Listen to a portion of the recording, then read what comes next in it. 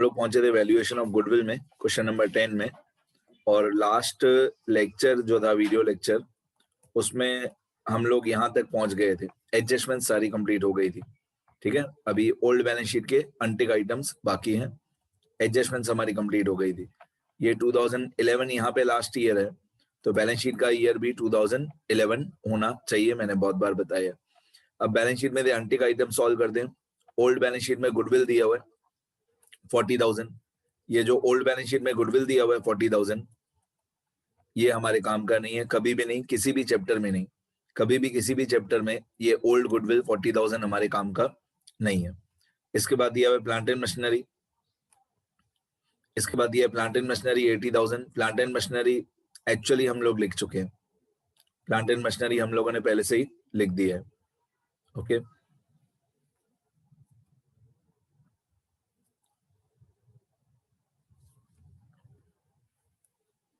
Plant and machinery हम लोगों ने पहले से ही लिख दिया है। उसके बाद हम लोगों को दिया हुआ है बिल्डिंग 40,000। अब ये जो बिल्डिंग 40,000 है और लायबिलिटी साइड पे इसका डेप्रिसिएशन फंड है 5,000, तो हम लोग क्या करेंगे, 40,000 बिल्डिंग में दे, ये 5,000 डेप्रिसिएशन फंड माइनस करके लिखेंगे। तो हम लोग कैपिटल एम्प्लॉयड में लिखेंगे 40 - 5। यहाँ पे मैं लिखूंगा बिल्डिंग, पहले जो एसेट साइड पे लिखा हुआ है 40,000 वो, फिर इसमें थे 5,000 मैं माइनस कर दूंगा जो लायबिलिटी साइड पे दिया हुआ है, तो हमारा बिल्डिंग का बुक वैल्यू आ जाएगा 35,000। तो जो एसेट साइड पे दिया हुआ है 40,000 उसको बोलेंगे कॉस्ट प्राइस, और जो 5,000 लायबिलिटी साइड पे दिया हुआ है डेप्रिसिएशन फंड, उसको बोलते हैं एक्यूमुलेटेड डेप्रिसिएशन। तो 40,000 - 5,000, बाकी बचेगा 35,000 बिल्डिंग की वैल्यू। आगे इसके बाद आप लोगों को यहाँ पे एसेट साइड पे दिया हुआ है गवर्नमेंट सिक्योरिटीज 45,000। Government securities 45,000। अब ये गवर्नमेंट सिक्योरिटीज हो जाएगा नॉन ट्रेडिंग इन्वेस्टमेंट्स, बट इसमें क्या, नॉन ट्रेडिंग इन्वेस्टमेंट अगर हम इसको मानते हैं तो इसका परसेंटेज नहीं दिया हुआ है। अगर हम बोलते हैं कि नॉन ट्रेडिंग इन्वेस्टमेंट है 45,000, लेकिन इसका रेट ऑफ इंटरेस्ट नहीं दिया हुआ है कहीं पे एडजस्टमेंट वगैरह में, नहीं, इसका रेट ऑफ इंटरेस्ट नहीं दिया हुआ है। वैसे मेरे हिसाब से government securities non trading investment होना चाहिए, और आपको मालूम है कि एक भी अमाउंट अगर हमारी गलत हो गई तो सारा गलत हो जाएगा। तो फिलहाल मैं क्या करता हूँ, फिलहाल मैं गवर्नमेंट सिक्योरिटीज को सर्कल करके छोड़ देता हूँ। मेरे हिसाब से ये government securities non trading investment होती है, लेकिन प्रॉब्लम क्या है, अगर मैं इसको बोलता हूँ कि ये नॉन ट्रेडिंग इन्वेस्टमेंट है तो इसका रेट ऑफ इंटरेस्ट होना चाहिए 10%, 8% रेट ऑफ इंटरेस्ट दिया हुआ होना चाहिए। तो फिलहाल मैं इसको छोड़ देता हूँ। फिर फिनिश गुड्स स्टॉक 30,000, ये हम एसेट में लिखते हैं। जो फिनिश गुड्स स्टॉक है, फिनिश गुड्स का स्टॉक है, स्टॉक ऑफ फिनिश गुड्स, ये हम एसेट्स में लिखते हैं 30,000। उसके बाद हमको क्वेश्चन में दिया हुआ है स्टॉक ऑफ फिनिश गुड्स के बाद वर्क इन प्रोग्रेस 30,000, ये भी हमारा एसेट होता है।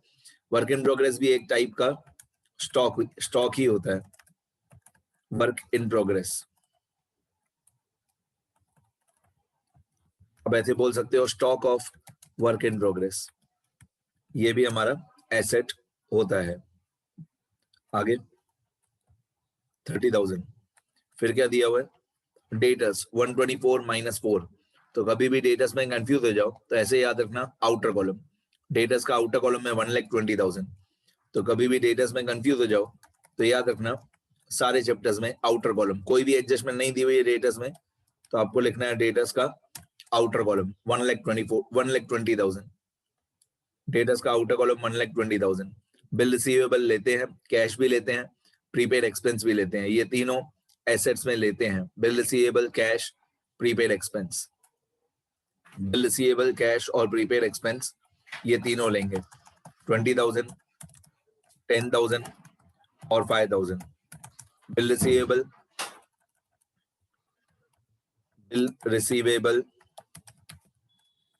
कैश एंड प्रीपेड एक्सपेंस, ये तीनों हमारे एसेट्स होते हैं। ओके, अगर मैं बहुत बार बता चुका हूं, अगर प्रिलिमिनरी एक्सपेंस दिया हुआ है, अगर हम लोगों को दिया हुआ है प्रिलिमिनरी एक्सपेंसेस, तो उसको हम लोग एसेट्स में नहीं लेते हैं। ओके, आगे उसके बाद क्या दिया हुआ है, प्रिलिमिनरी एक्सपेंस दिया हो तो नहीं लेना, प्रीपेड एक्सपेंस दिया हो तो लेते हैं। लायबिलिटी साइड पे कैपिटल नहीं लेते हैं, प्रॉफिट एंड लॉस अकाउंट नहीं लेते हैं। लायबिलिटी साइड पे कैपिटल नहीं, प्रॉफिट एंड लॉस अकाउंट नहीं। बैंक लोन 40,000 लायबिलिटी साइड पे, बैंक लोन 40,000 लेंगे।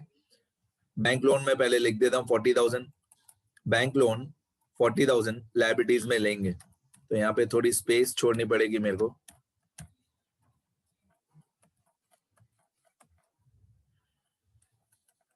बैंक लोन यहाँ पे मैं लिखूंगा लेस लायबिलिटीज, इसमें बैंक लोन 40,000 माइनस होगा लायबिलिटीज में। बैंक लोन 40,000 ये लेते हैं बैंक लोन लायबिलिटीज में। आगे लायबिलिटीज के बाद सबसे पहले लायबिलिटीज में था हमारा कैपिटल 2 लाख, तो कैपिटल 2 लाख नहीं लेते हैं। प्रॉफिट एंड लॉस अकाउंट नहीं लेते हैं। बैंक लोन 40,000, बैंक लोन 40,000 लेंगे। क्रेडिटर्स 50,000 क्रेडिटर्स लेंगे। बिल्स पेएबल 30,000 लेंगे। क्रेडिटर्स और बिल्स पेएबल 50 और 30 लायबिलिटीज में लेते हैं। क्रेडिटर्स 50,000 और बिल्स पेएबल 30,000, क्रेडिटर्स और बिल्स पेएबल ये लायबिलिटीज में लेते हैं। क्रेडिटर्स एंड बिल्स पेएबल 50 और 30 ये लायबिलिटीज में लेते हैं। आगे आउटस्टैंडिंग एक्सपेंस 20,000 ये भी लेंगे।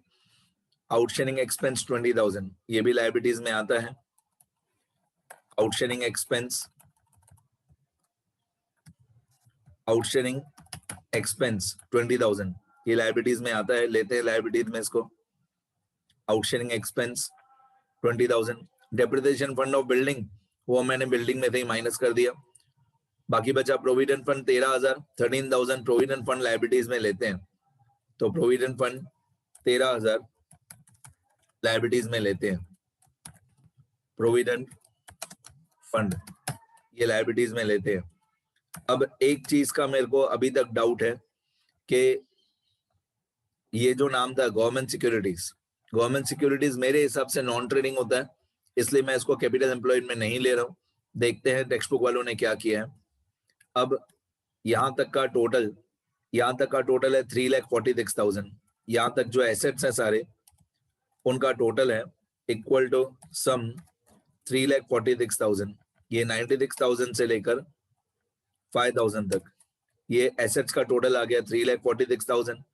यहाँ पे मैं लायबिलिटीज का टोटल कर दूंगा equal to sum from 40,000 to 13,000। ये लायबिलिटीज का टोटल आ गया 1,53,000। तो यहाँ पे हमारा कैपिटल एम्प्लॉयड आ जाएगा एसेट्स माइनस लायबिलिटीज, तो कैपिटल एम्प्लॉयड फॉर गुडविल आ जाएगा हमारा। तो इक्वल टू 3,46,000 माइनस 1,53,000। 3,46,000 माइनस 1,53,000, तो कैपिटल एम्प्लॉयड फॉर गुडविल 1,93,000। अब यहाँ पे आंसर का भी इमेज मैंने रखा हुआ है, ये आंसर का इमेज है कैपिटल एम्प्लॉयड 1,93,000। मतलब मैं सही बोल रहा था कि जो गवर्नमेंट सिक्योरिटीज है वो नॉन ट्रेडिंग इन्वेस्टमेंट होता है, नहीं लेंगे इसको। मैंने भी नहीं लिया है, मैंने भी गवर्नमेंट सिक्योरिटीज को नहीं लिया एसेट्स में, क्योंकि government securities non trading investment होता है। ओके, अब स्टेप 2 एक्सपेक्टेड प्रॉफिट। तो एक्सपेक्टेड प्रॉफिट में एक्सपेक्टेड रेट ऑफ रिटर्न दिया हुआ था 12%। एक्सपेक्टेड रेट ऑफ रिटर्न दिया हुआ था 12%। तो जो हमारा कैपिटल एम्प्लॉयड आया 1,93,000 उसको मल्टीप्लाई बाय 12/100 करेंगे। ठीक है, तो equal to 1,93,000 equal to 1,93,000 multiply by 12 divide by 100। तो ये हमारा कैपिटल एम्प्लॉयड आया 1,93,000, उसका 12% एक्सपेक्टेड प्रॉफिट है। 12% क्वेश्चन में दिया हुआ था एक्सपेक्टेड रेट ऑफ रिटर्न। तो 1,93,000 मल्टीप्लाई बाय 12/100 ये होगा 23,160 रुपीज। 23,160 ये हमारा एक्सपेक्टेड प्रॉफिट आया। इसको मैं स्टेप 4 में लेके जाऊंगा 23,160 यहाँ पे मैं एक्सपेक्टेड प्रॉफिट में लिखूंगा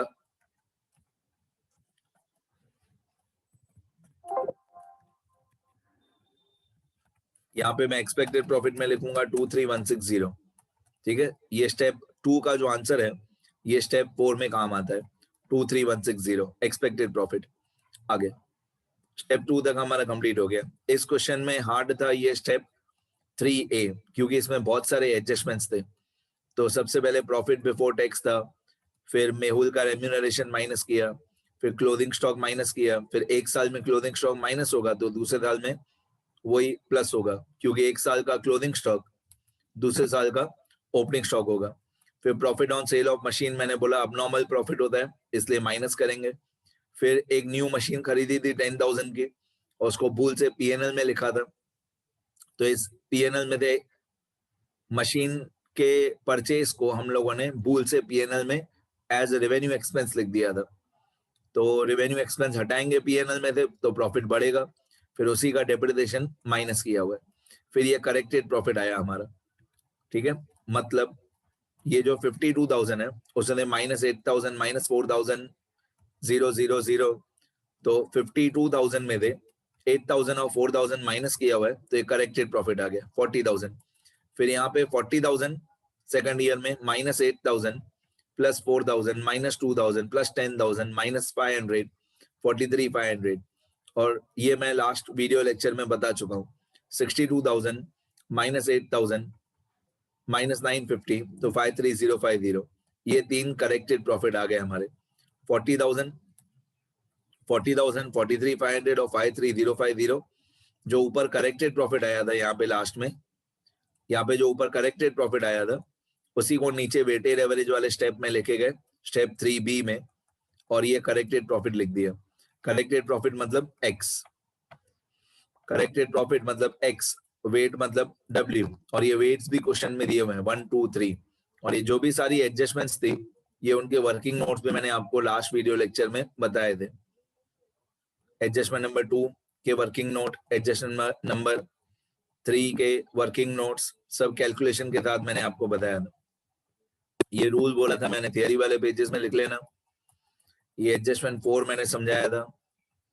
तो सारे एडजस्टमेंट्स में मैंने पीएनएल अकाउंट और बैलेंस शीट ड्रॉ करके बताया था, ठीक है। ये अकाउंटिंग ईयर बताया था, ये डेप्रिसिएशन की कैलकुलेशन बताई थी, ये तो मैं लास्ट वीडियो में बता चुका हूँ। अब हम लोग पहुंचे स्टेप 3B में, वेटेड एवरेज में। तो वेटेड एवरेज में क्या होगा,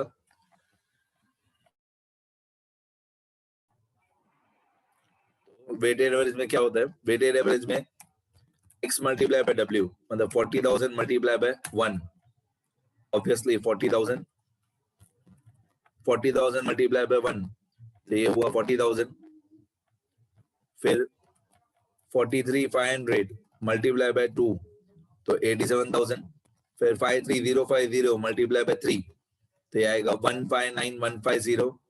अब इस कॉलम का जो टोटल होगा वो होगा सिग्मा XW, तो मेरे पास सिग्मा लिखना पड़ेगा मेरे को, एक मिनट। तो मैंने सिंबल्स कॉपी कर दिए, ये सिग्मा XW, ये सिग्मा W, मैंने सिंबल्स ऊपर वाले क्वेश्चन में से कॉपी कर लिए। ये वेटेड एवरेज प्रॉफिट का formula sigma XW upon sigma W। अब सिग्मा XW मतलब ये जो 3 नंबर्स हैं इनका टोटल, तो इन 3 नंबर्स का total equal to sum from 40,000 to 159,150, तो इन 3 का टोटल है 286,150। तो ये 3 नंबर्स का टोटल है 286,150, और ये 1 और 2 और 3 इन 3 का टोटल होगा 6। अब sigma XW upon sigma W, तो सिग्मा XW है 286,150 डिवाइडेड बाय सिग्मा W है 6, तो 286,150 डिवाइडेड बाय 6, तो हमारा वेटेड एवरेज प्रॉफिट आ जाएगा। तो वेटेड एवरेज प्रॉफिट आएगा इक्वल टू 286,150 डिवाइडेड बाय 6, तो वेटेड एवरेज प्रॉफिट आया 47,691.67।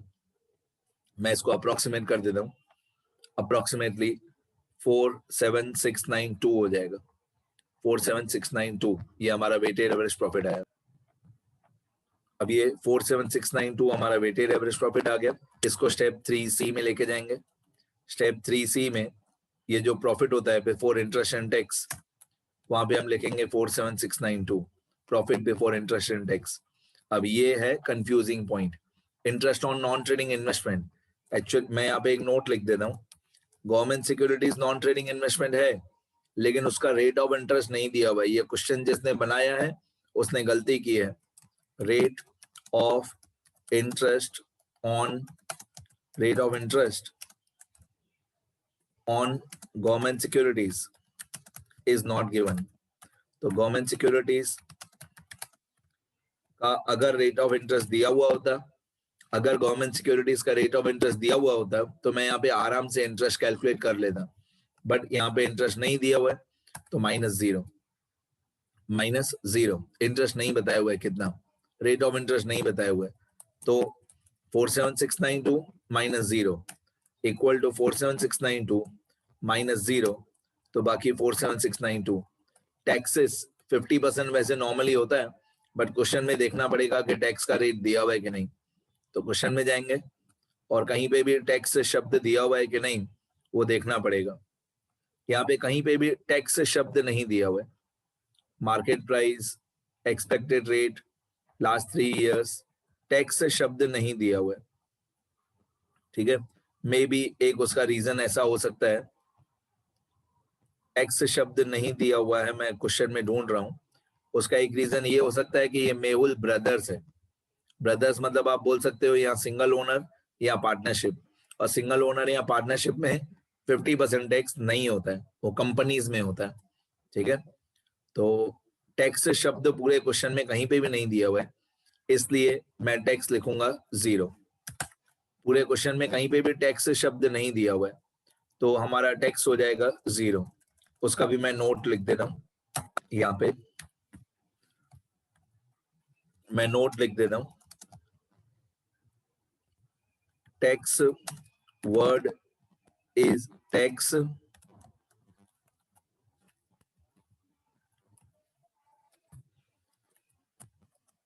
Tax word is not given anywhere, so tax equal to 0।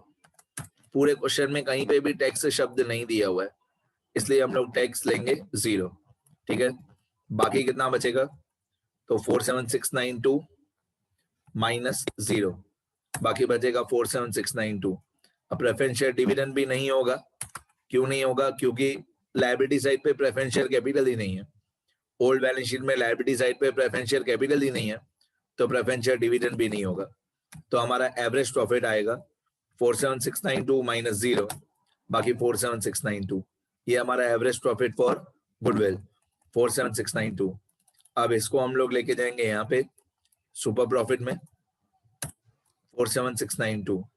Super profit is equal to average profit minus expected profit. Expected तो हम पहले से ही लिख चुके हैं, तो यहाँ पे होगा इक्वल टू 47692 माइनस 23160, तो ये सुपर प्रॉफिट आ जाएगा 24532। 24532। कहने का मतलब है ये जो स्टेप 3C था ये बहुत इंटरेस्टिंग था। Interest on non trading investment 0, क्योंकि गवर्नमेंट सिक्योरिटीज का रेट ऑफ इंटरेस्ट नहीं दिया हुआ है। टैक्स 0, क्योंकि कहीं पे भी टैक्स शब्द ही नहीं दिया हुआ है, तो टैक्स 0। प्रेफरेंस शेयर डिविडेंड 0, क्योंकि प्रेफरेंस शेयर कैपिटल नहीं दिया हुआ है। आगे फिर ये जो स्टेप 3C का आंसर आया 47692, इसको स्टेप 4 में लेके गए। एक्सपेक्टेड प्रॉफिट हमारा पहले से ही लिखा हुआ था, तो एवरेज माइनस एक्सपेक्टेड, तो सुपर प्रॉफिट आ गया 24532। अब ये जो 24532 आया सुपर प्रॉफिट 24532, इसको मल्टीप्लाई बाय 4 इयर्स परचेज करेंगे, मल्टीप्लाई बाय 4 इयर्स परचेज। ये एडजस्टमेंट में लास्ट लाइन में दिया हुआ था 4 इयर्स परचेज, तो 24532 मल्टीप्लाई बाय 4, तो हमारा गुडविल आएगा 98127 रुपीज। गुडविल की वैल्यू 98127। बस यही हमारा आंसर है 98128, और टेक्स्ट बुक वालों का आंसर है, हमारा आंसर है 98127 और टेक्स्ट बुक वालों का आंसर है 98128। एक ही बात है, दोनों राइट।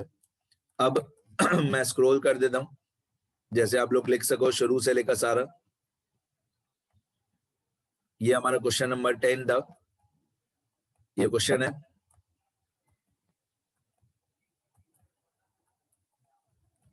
हर 2 सेकंड के बाद वीडियो पॉज कर देना और लिखते रहना।